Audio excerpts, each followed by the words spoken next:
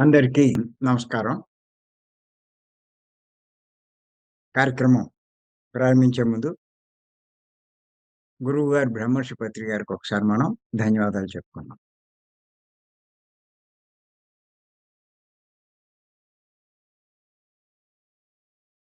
మనం గత 5 ఎపిసోడ్‌ల నుంచి ఒక విషయమే చెప్పుకుంటున్నాం. బుద్ధుని బోధలు. ఈరోజు ఆరో ఎపిసోడ్.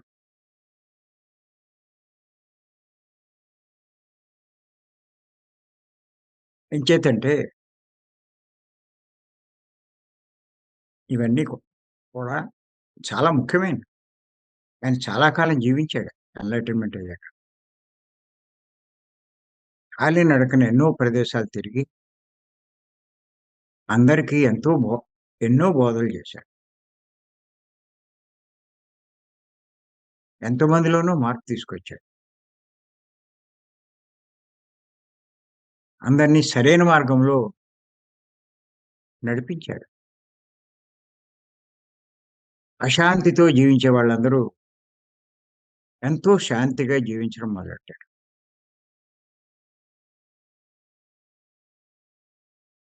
ఎన్నో కష్టాలున్నవాళ్ళు వాటిని అధిగమించి హాయిగా జీవించగలిగారు.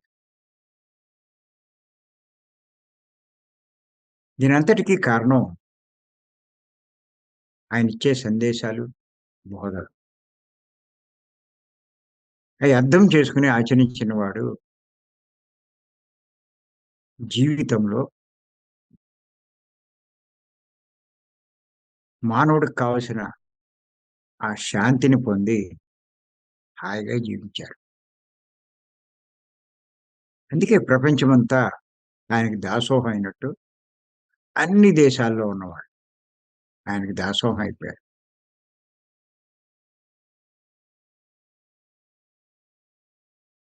అంత గొప్పగా ఉంటాయి ఆయన సందేశాలు.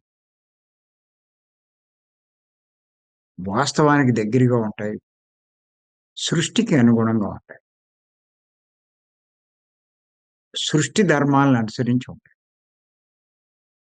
చేత ఆటిల్ని ఊరికే తేలిగ్గా తీసేయడం కాదు.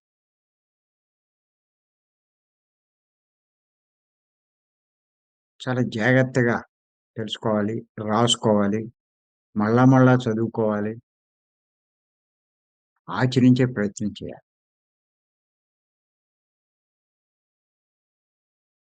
బుద్ధుడు బోధించినట్టు ఆచరించండి. మీ జీవితంలో ఏ లోటు ఉండదు మీకు.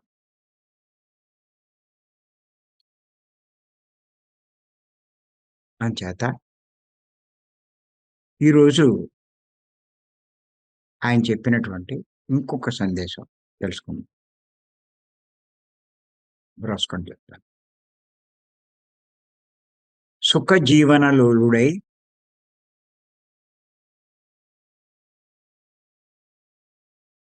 ఇంద్రియములకు దాసుడైన నరుడిని అమితాహారిని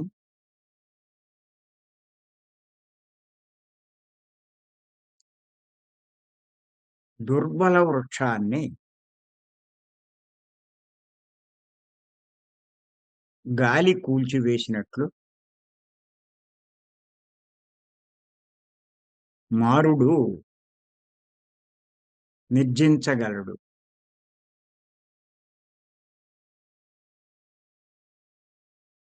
నాశనం చేయగలడు.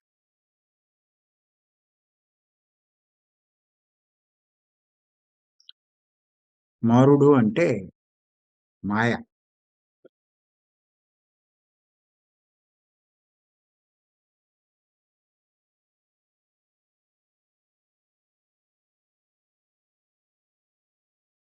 ఈ మాయా ప్రపంచం, మాయా జగత్తు. అసలు ఈ సృష్టే మాయ. మాయలోనే జీవిస్తున్నాం.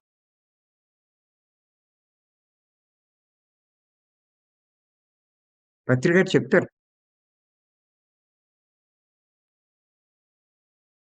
నువ్వు భూమి మీద ఉన్నంత సేపు నువ్వు మాయలోనే ఉంటావు. అంటే లేనిది ఉందని అనుకుంటావు.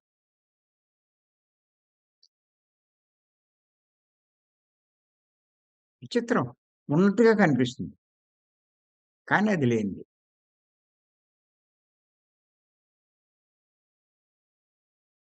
చనిపోయాక అప్పుడు తెలుస్తది. ఇదంతా మాయని.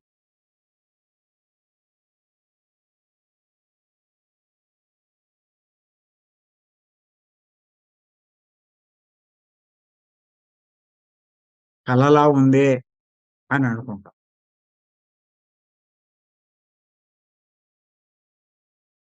పై లోకాలకెళ్ళాక ఇంకక్కడ మాయ ఉండదు. మాయంతా ఇక్కడే.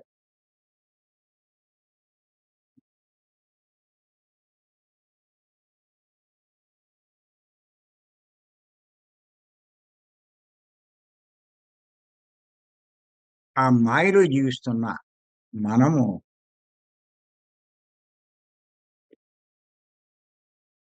ఆ మాయ వల్ల నాశనం.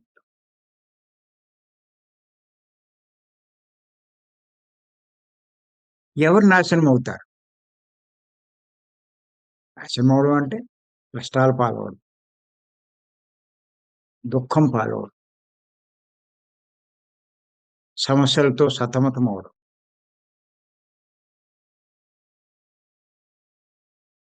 నష్టపోవడం,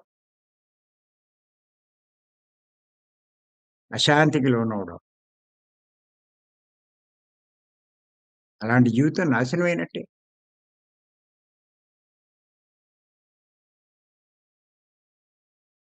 మరి ఎవరు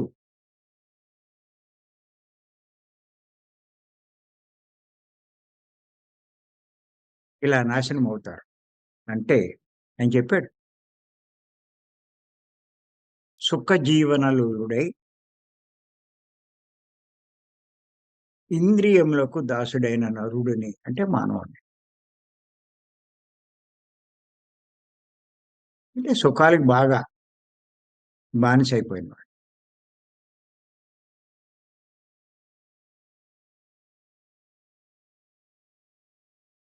ఇక్కడ సుఖము అంటే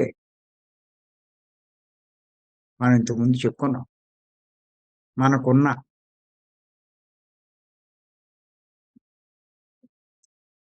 5 జ్ఞానేంద్రియాలతో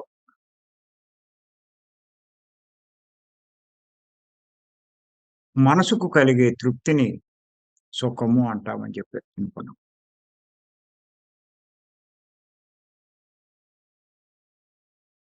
ఈ కళ్ళతో ఇంకా ఇంకా ఏవో చూడాలని,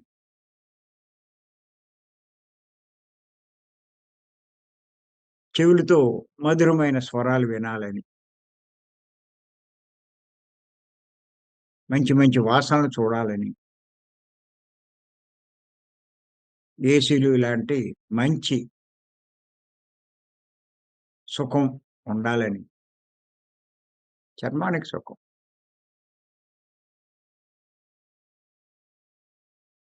ఆ తిండికి దానికి.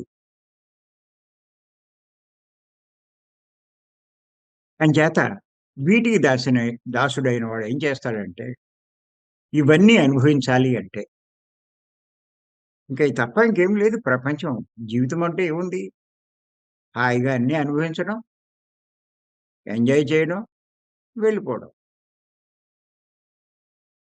ప్రతి ఒక్కడికి పుట్టడం తెలుసు.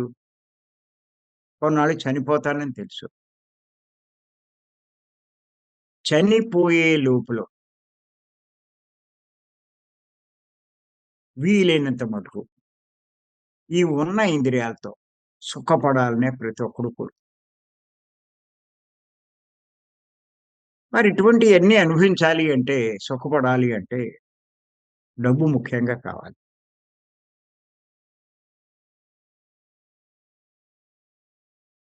అంచేత జీవితంలో ఎవ్వరిని చూసినా ఎక్కువ సమయం సంపాదనకు కేటాయిస్తున్నారు. ఒక భర్త సంపాదించింది సరిపోవట్లేదని భార్య అంటే స్త్రీ కూడా సంపాదించడం మొదలెట్టింది. పూర్వకాలంలో సంపాదించవలసిన బాధ్యత పురుషుడే తీసుకునేవాడు. కానీ ఇప్పుడు స్త్రీ కూడా పురుషుడితో సమానంగా కష్టపడవలసొస్తుంది. లేకపోతే ఆ సుఖాలు సమకూర్చుకోలేదు.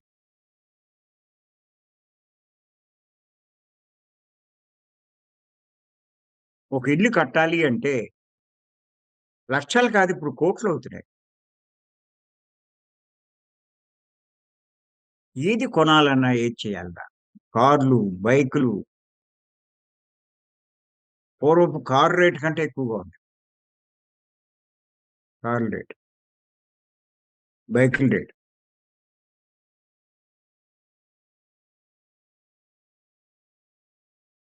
అలా ఎన్నో ఆ ఇంట్లో ఎన్ని వసతులు, ఎన్నో సౌకర్యాలు.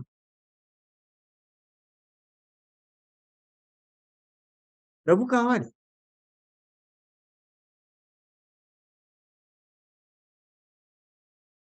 ఇంకో ఇంద్రియం, అంతరింద్రియం మనసు.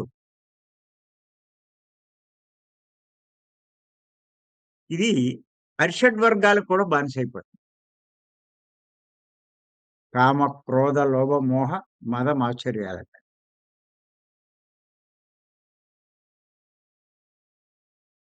పక్కవాడిని చూస్తే అసూయ. వాడికుంది నాకు లేదనే బాధ. ఏమైనా అది కూడా నేను కూడా అది పొందాలి.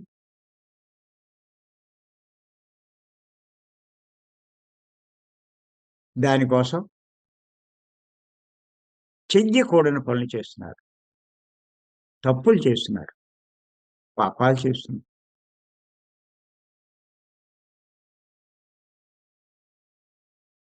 దాని ఫలితంగా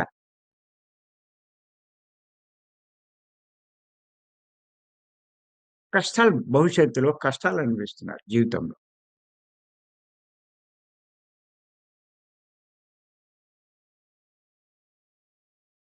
ఎందుకొచ్చింది ఈ కష్టాలు? ఈ లేనివన్నీ ఉన్నాయనుకోవడమే.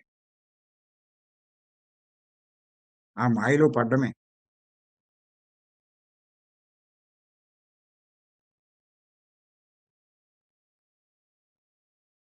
ఆ ఇంద్రియ సుఖాలకు బానిసవ్వడమే. మనసు యొక్క కోరికలకి బానిసవ్వడమే. అదే చెప్తున్నాడాయన గౌతమ్ బుద్ధుడు. సుఖ జీవనలుడై సుఖాలకు వశమైపోయి, ఇంద్రియాలకు దాసుడైపోయి, సుఖపడాలని ఇంద్రియాలకు దాసుడైపోయాడు. మానలేడు.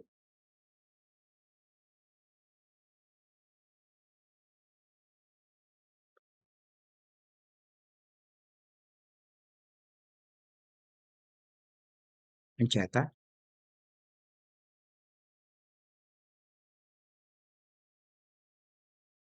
ఈ రకమైన సుఖాలకు మనం దాసులైనప్పుడు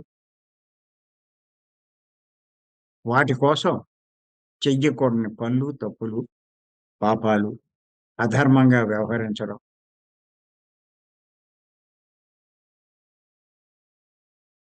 ఇయన్నీ మనల్ని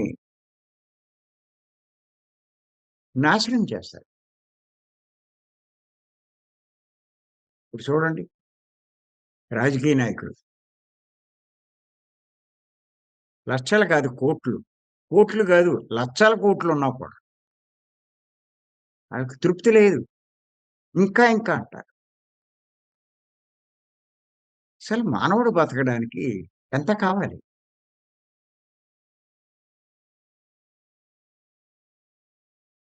పత్రి గారు చెప్తారు.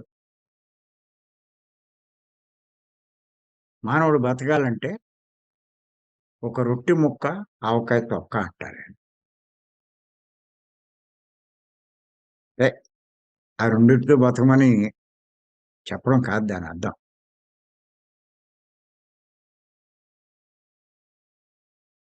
ఒక రొట్టె ముక్కతో జీవించొచ్చు. ఇది అర్థం చేసుకున్నవాడు తనకున్న దాంతో సంతృప్తి చెందుతాడు. అత్యాశకు పోడు. ధర్మం తప్పడు. సృష్టి విరుద్ధమైన పనులు చెయ్యడు.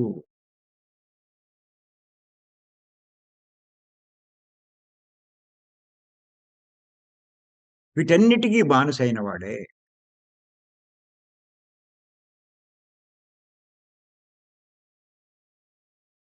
ఇంచేత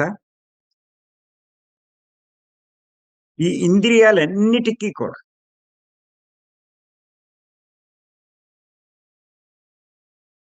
మూలం మనసు. మనసును బట్టే ఇంద్రియాలు పనిచేస్తూ ఉంటాయి. ఇంచేత ఎవరైతే మనసుకు దాసుడవుతాడో వాడు ఈటన్నిటికీ దాసుడైనట్టే.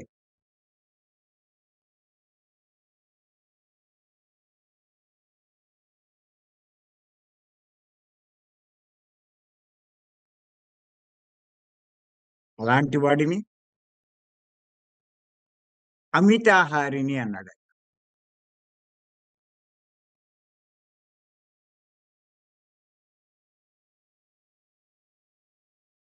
ఎంతసేపు తిండి కోసమే బతకడం. ఇంకో గొడవ అక్కర్లేదు. తింటూనే ఉంటాడు. ఏం తింటున్నాడో కూడా తెలీదు. ఏది తినాలో తెలీదు. ఏది తాగాలో తెలీదు. అలా ఎంతో మందిని మనం చూస్తున్నాం ఇప్పుడు లోకంలో.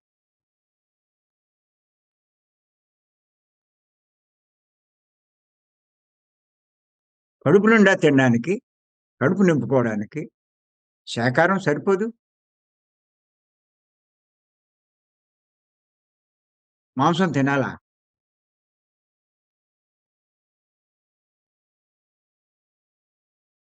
మాంసం తినకుండా శాకాహారం తింటే బతకలేరు.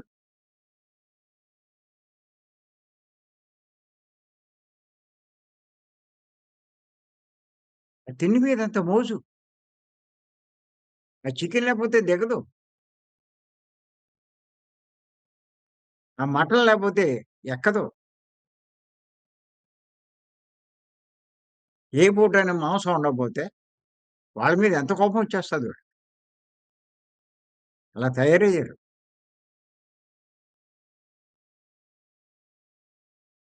ఏమవుతుందది? ఆ పాపం వాళ్ళకి అంటుకుంటుంది. దానివల్ల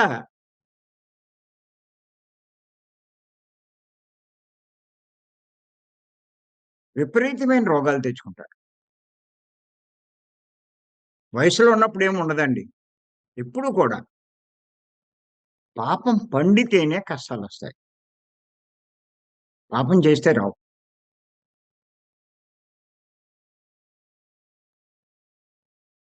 ఆ కష్టాలొచ్చినప్పుడు నా బతుకిలయిపోయిందంటారు. ఏం చేయాలంటారు? ఎలాగండి అంటారు. ఇప్పుడు ఎంతో మందిని చూస్తున్నాం.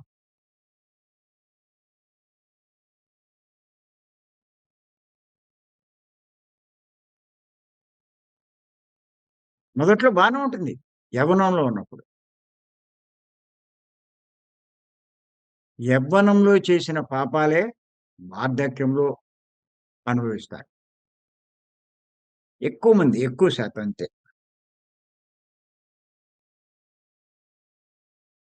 అంతేకాదు ఈ చేసిన పాపాలు కొన్ని మళ్ళా మనమే తెచ్చుకోవాల్సొస్తది మరు జన్మకి. అలాగే గతంలోనివి ఈ జన్మలో తెచ్చుకుంటాం. ఇప్పుడు చేసేవి గతంలో తెచ్చుకున్నవి. ప్రారబ్ధ కర్మలంటారు. ఇయన్నీ వార్ధక్యంలో అనిపించాలి. వయసు మళ్ళిన తర్వాత. ఏంటి ఇలా అయిపోయింది బతుకంటారు. భగవంతుడు నన్ను చిన్నచూపు చూసాడంటారు. నాకన్నీ కష్టాలే భగవంతుడు అంటారు. దేవుళ్ళని మారుస్తారు. దేవుడే కారణం అంటూ. వీళ్ళు చేసిన పాపాలు కారణం కాదు.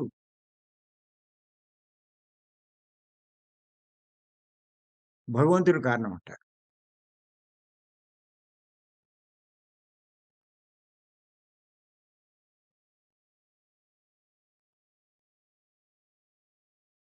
ఆ తిండి కోసం ఎంత జీవితాన్ని వేస్ట్ చేస్తున్నారు. ఇలా మొత్తం జీవితం అంతా గడిపేస్తున్నారు.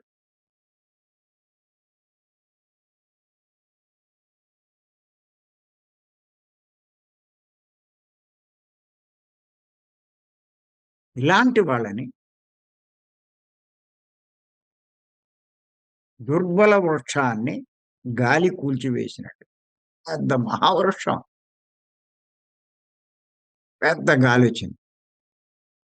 కూకటి వేళ్ళతో సహా లేచిపోతుంది. అది ఎంత గొప్పదైనా సరే. అలా చూస్తున్నాం. తుఫాన్‌లయి వచ్చినప్పుడు ఎన్ని చెట్లు నేలకూలుతున్నాయో. అలాగే అటువంటి వారిని మారుడు అంటే మాయ నాశనం చేసేస్తది వాళ్ళ జీవితాన్ని.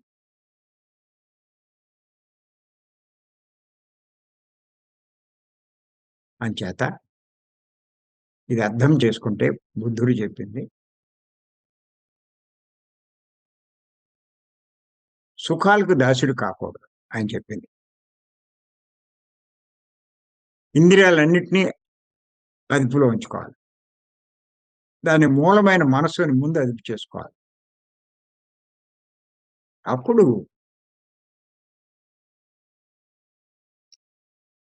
వాడికి ఇవ్వబడినటువంటి జీవితాన్ని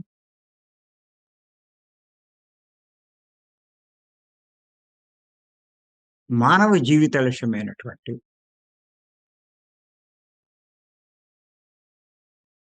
ఆ మోక్షం పొందే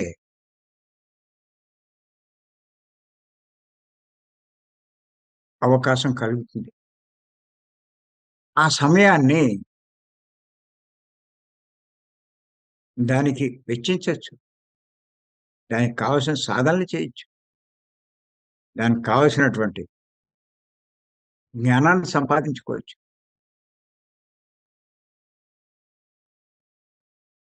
దుఃఖం నుంచి బయటపడే అవకాశం ఉంటుంది. శాశ్వతంగా, ఆనందంగా ఉండేటువంటి అవకాశం ఏర్పడుతుంది. అలా ఉపయోగించవలసిన టైంని ఈ ఇంద్రియాలకు దాసుడైపోతున్నాడు. మనసు యొక్క కోరికలకి దాసుడైపోతున్నాడు.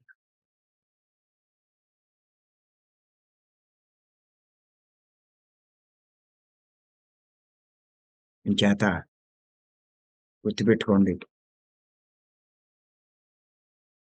ఇటువంటి వాటి మీద దృష్టి ఉంచకూడదు. అందుకే బుద్ధుడు జీవితంలో జరిగిన ఒక సంఘటన ఏమిటంటే, ఆయన అన్ని ప్రదేశాలు తిరుగుతున్నప్పుడు ఎవరైనా సరే బుద్ధుడు లాంటి వాడు వచ్చాడని ఎన్నో మధురమైన పదార్థాలు తీసుకొచ్చి ఆయనకి ఇచ్చేవాడట. ఇస్తే ఆయన పదార్థాల వంక చూసేవాడు కాదంట. అయి ఎంత గొప్పవైనా సరే. ఆ స్వీట్లు, హాట్లు, గొప్ప గొప్ప పిండి వంటలు ఇయన్నీ ఉన్నా సరే. కడుపు వంక చూసుకునేవాడు. కడుపు పర్వాలేదు నేను కొద్దిగా తినగలను అంటే అందులో ఏదో ఒకటి తీసుకొని తినేవాడు. కానీ ఆ కడుపు ఇంక నాకవసరం లేదు. దాని అవసరం లేదు అంటే, అవి ఎంత గొప్పవైనా సరే, ఎంత మధురమైనవైనా సరే, ముట్టుకునేవాడు కాదు.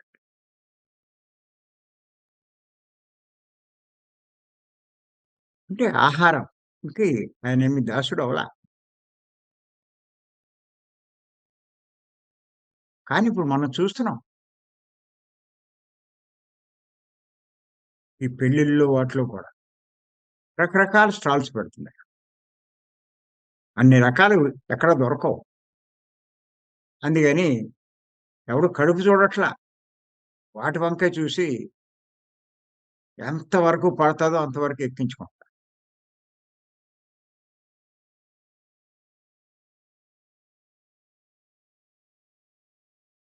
ఇంటికెళ్ళి కడుపు నొప్పితో బాధపడతారు. మళ్ళీ ఈ మాత్రలేసుకొని, ఆ మాత్రలేసుకొని. ఎక్కువ తినడం ఎందుకు? అమ్మోయ్ బాబోయ్ అని అరవడం ఎందుకు? దొర్లుతారు అటు ఇటు. ఏదో బావుందని తినేసానురా అంటారు. ఇయన్నీ నేర్చుకోవాలి బుద్ధుడి దగ్గర నుంచి.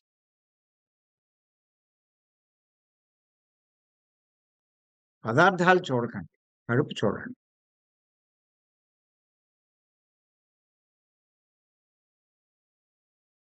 ఈ పెళ్ళిళ్ళు చేసేవాళ్ళు గూడా ఎవరికీ బుద్ధి లేదు.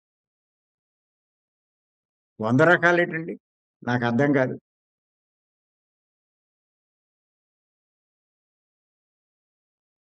రూ. 2000 ఆకండి. రూ. 3000 ఆకండి.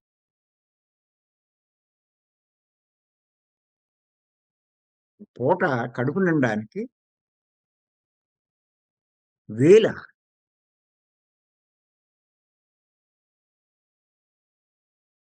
ఎలా ఉందండి ఇప్పుడు ఈళ్ళ పరిస్థితి? ఇలా జీవించేవాళ్ళు మీరు గమనించండి. భవిష్యత్తులో వాళ్ళ జీవితం ఎన్ని రకాల బాధలనిపిస్తారో మనకు స్పష్టంగా తెలుస్తది.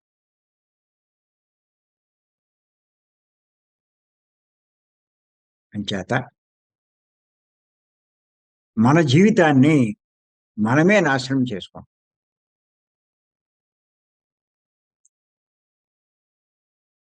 ఏమి శాశ్వతం కావు. ఇయ్యే గొప్పవనుకుంటున్నాం. ఈ డబ్బు, బంగళాలు, కార్లు, ఈ భోగాలు, ఈ సుఖాలు ఎనకాలే పరిగెడుతున్నాం. వీటి కోసం చేయకూడని పనులు చేస్తాం. ఇయన్నీ ఎందుకు జరుగుతున్నాయి? ఇంద్రియాలకి మనం దాసుడవడం. మనసుకు మనం దాసుడవడం. అంచేత మనసుకు మనం దాసుడవడం కాదు. మనకి మనసు దాసురాలవ్వాలి.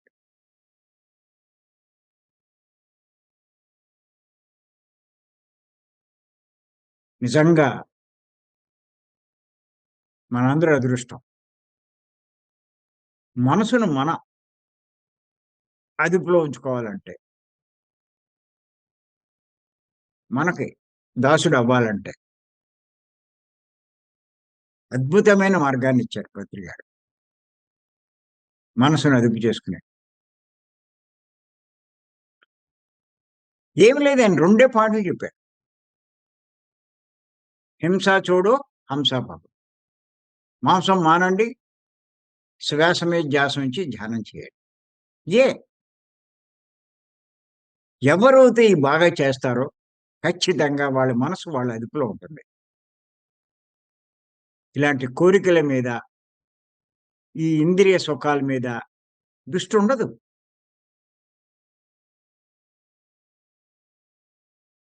అలా దాసుడైన వాడిని చూస్తే వీళ్ళు అసూయ పడరు. జాలి పడతారు. పిచ్చోళ్ళు. అదే జీవితం అనుకుంటున్నారు. అదే ప్రపంచం అనుకుంటున్నారు. ఎంచేతంటే కారు చూస్తే డబ్బు లేకపోయినా అప్పు చేసుకుంటారు. పక్కోడు ఇల్లు చూసి నాకు ఇల్లు లేదంటూ అప్పు చేసి కడతారు. ఇంక బతుకంతా అప్పు తీర్చడానికి సరిపోద్ది. వీళ్ళు హాయిగా ఉండొచ్చు అనుకుంటారు. అప్పు తీరేసరికి ఈడెళ్ళిపోతాడు. లేతే ఈడిని ముసలోడు చేసి, ఆ పిల్లలే ఆ గది ఆ ఇంట్లోనే ఓ మూలడేత్తారు. ఇలా ఉంటుంది ఆడి బతుకు. జీవితమంతా కష్టపడి ఇల్లు నిలబెడితే, ఒక్కోసారి అప్పు తీర్చలేకపోతే, ఎయ్యని అనుకోని ఖర్చులొచ్చి, కష్టాలొచ్చి, ఆ ఇల్లు అమ్ముకోవాల్సొస్తుంది. ఇంకా కొంతమందికి ఇల్లమ్మినా కూడా అప్పు తీరదు. ఏం చేస్తారు? నాశనం అయిపోతారు. అందుకే చెప్పాడీయన బుద్ధుడు. సుఖజీవానికి, సుఖాలకి అలవాటు పడిపోయి, ఇంద్రియాలన్నిటికి దాసుడైపోయి, అతిగా తింటూ, ఇలాంటి జీవితం గడిపేవాడిని ఎంత గొప్ప చెట్టైనా గాలి నేల కూల్చినట్టుగా ఈ మాయా ప్రపంచంలో ఉన్న మాయ నాశనం చేస్తుందని చెప్పాడు. ఎంత అద్భుతమైన సందేశం అండి ఇది. చేత బుద్ధుడు చెప్పిన ప్రతి సందేశం ఆలోచించవలసిందే, ఆచరించవలసిందే. లేకపోతే నాశనమయ్యేది మనమే. అందుకే ఏటి మీద వ్యామోహం ఉండకూడదని కాషాయం ధరించమన్నాడాయన.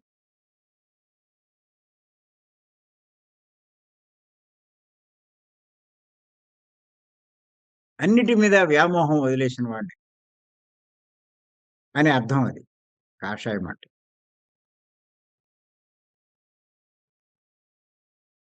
దాన్ని ఇప్పుడు గురువులు వాళ్ళు ఉపయోగించుకుంటున్నారు. జనాలను మోసగించడం.